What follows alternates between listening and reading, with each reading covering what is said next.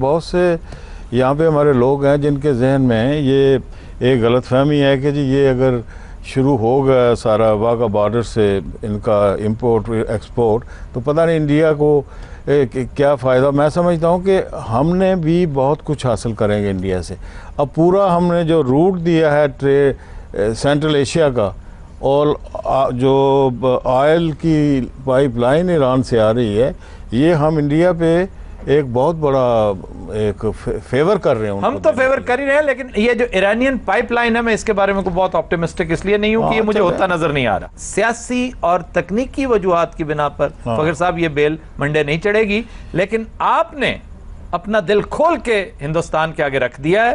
آپ نے انہیں راہداری دی ہے، اجازت دی ہے، جو لینڈ لاکڈ ہے ایک طرح سے اس طرف سے انڈیا، آپ نے سینٹرل ایشیا تک پہنچا دیا انہیں. بالکل. اس کے بعد آپ نے اپنی لسٹ ریوائز کی ہے ٹریڈ کے حوالے سے. پھر آپ کا پریزیڈنٹ کس طرح سے گیا اور جا کر ایک بڑا گڈ ول کا بڑا عمدہ جسچر ہے. اور میں ایکسپیکٹ کر رہا ہوں کہ منموہن سنگھ صاحب جب تشریف لائیں گے پاکستان تو وہ ننکانہ صاحب ضرور جائیں گے، اور اگر انہوں نے $1 ملین دیا ہے ڈالرز تو ہو سکتا ہے یہ $2 ملین دے دیں. آپ کو فخر صاحب نے پیسے دیے؟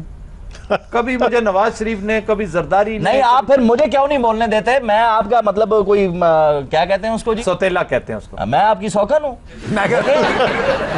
آپ مجھے بات کر لینے دیں، میں اپنا پوائنٹ آف ویو بتانے کے لیے آیا ہوں. میں کیا پتہ نہیں کہنے لگا آپ نے فخر صاحب سے پیسے لیے، آدھے مجھے دے دیے.